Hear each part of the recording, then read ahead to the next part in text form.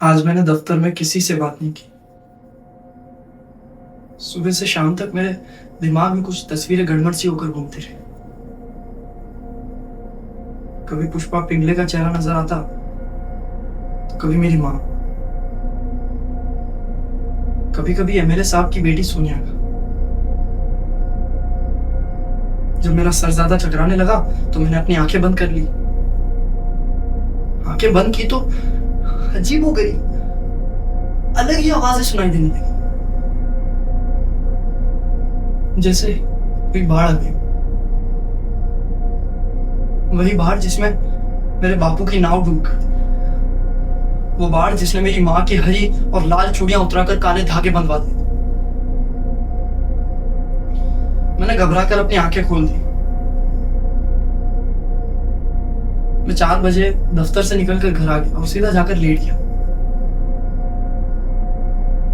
12-1 बजे तक मैं सीलन से भरी हुई छत को देखता रहा। देर रात 1 बजे मेरा रूम पार्टनर मोर घर पर आया और पता है उसने आते ही मुझसे क्या कहा? ये लाइट क्यों ऑन है? मैंने उसे समझाया। मैंने कहा मोर, आजकल मुझे अंधेरे से बहुत ज्यादा डर लगने लगा है, पता नहीं क्यों। उसने मुझे बोला, अगर डर लगता है तो अपनी अम्मा को बुलवा।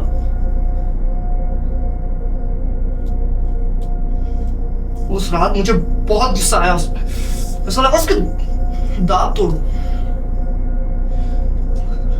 पता नहीं क्यों मैं मोर से कुछ भी नहीं कह पाता हूं। अंधेरा होने के बाद मुझे और ज्यादा डर लगने लगा।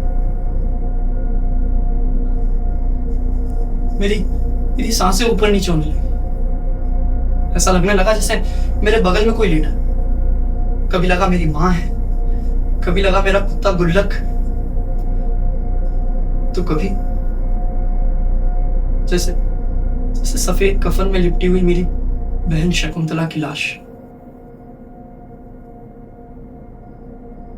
अजीबोगरीब आवाजें भी आने लगी,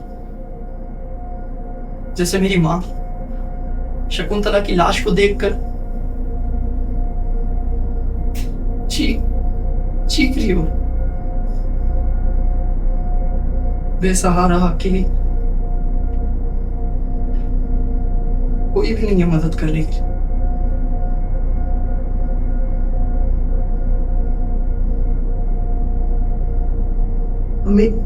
मेरी आंखों से आंसू निकल रहे। मुझे पता ही नहीं लगा कि मैं रो रहा हूं